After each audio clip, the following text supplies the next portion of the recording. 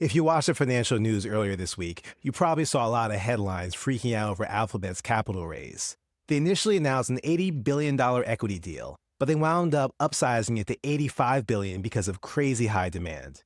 And everyone immediately started crying for an AI bubble.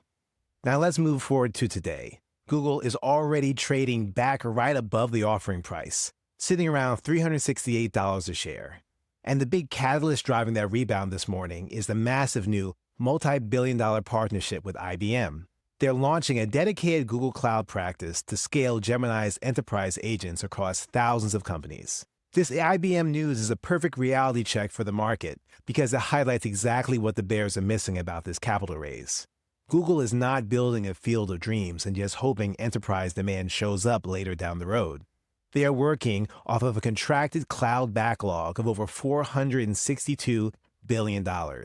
The orders are already on the books. They literally just need the physical space and power to run them. If you look closely at how Ruth Porat structured this capital stack, it's incredibly defensive.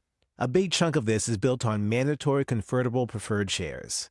What that means in plain English is that Google gets the cash right now to lock up critical, highly constrained supply chain assets for AI, things like transformers, data center land, and cooling units. But the actual equity dilution doesn't hit the market until 2029.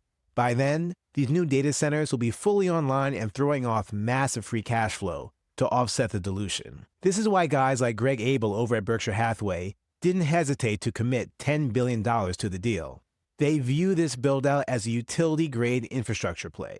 Think of it like building the Transcontinental Railroad or the modern power grid.